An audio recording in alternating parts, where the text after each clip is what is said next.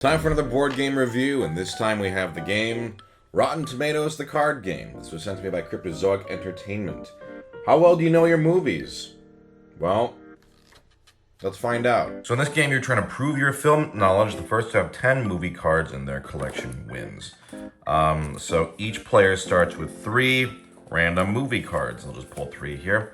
Here's Snakes on Plane. You can see here it has the Rotten Tomatoes score, the audience score, 2 actors, and a description. Here's the Terminator and Justice League. So what you start out with is you arrange them in order by their tomato meter scores, like so. This is your movie collection. Then the player to your right draws a movie card and reads out the movie title. So here's Moneyball. Except they don't read the tomato meter score. Once you hear the movie, you have to guess where in the lineup this goes. So if you guess correctly and put it right here, then it gets added to your collection. And again, your goal is 10 cards. If you are wrong, then you don't get it, obviously. There are also wild cards that you can draw that do other things. Like, for example, this one is don't reveal the release here. Draw and read a movie card. Every other player provides 1 guess for the movie's release here. Closest player wins the card. Here's cast. Don't reveal the cast. The first player to shout out both of the movie's main cast members wins the card. Don't read the movie title. Draw and read a card. The description. Whoever names the movie first wins. Tomato meter. Tomatometer? No. A tomato meter. Draw and read a movie card. Don't reveal the score. Everyone gets 1 guess for the tomato meter score. Closest player wins the card. I think there's one more. Oh yeah. Audience. Draw and read a movie card. Don't reveal the audience score. And everyone tries to guess the audience score.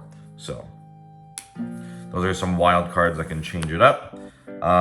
If you ever draw a card that has the same score, I'm not going to pull one out. Let's pretend Roadhouse has 39.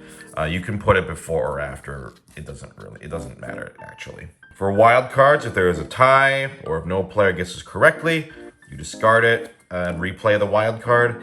You run out of movie cards to draw, and most cards in your movie collection wins. They also note, even if the Rotten Tomatoes website has different scores than a movie card, the scores on the card should be used. Also, I just saw here in very tiny font, the creator is Ryan Manns. So I didn't see that earlier, otherwise I would have said the name. All right, and that's it. You just read out movie names and try to sort them by tomato meter score. And that's the game. So I know there are people who hate Rotten Tomatoes as a concept, how it can oversimplify, differing views on a film into just like a number. So if you're one of those people, don't play this game. You're going to hate it. But if you don't mind that, and if you like movies and have a group of friends who also like movies, that's pretty crucial, then this is actually a pretty entertaining activity, trying to decide how well-received movies were. It has its issues as a game, like if your friend has a huge range of different scores, and all of yours are really close together, it's much harder for you to sort your stuff because they just have wider margins of error. But as your movie card collections grow, it tends to even out, but it can still be very like, all mine are in the 80s. You have like a 20% card and an 80% card. Gosh, do you think it might be in the middle? It's not super balanced. It's a little disappointing that the cards don't have the directors on them. I feel like that's a pretty big omission. Yeah, that's just kind of strange. What's kind of funny is the wild cards in this game are actually more fun than the actual game itself. We ended up just diverging from the rules entirely and just playing rounds with the wild card rules alone, like naming titles based on the movie descriptions or trying to name the 2 main cast members first. Those were our favorite cards.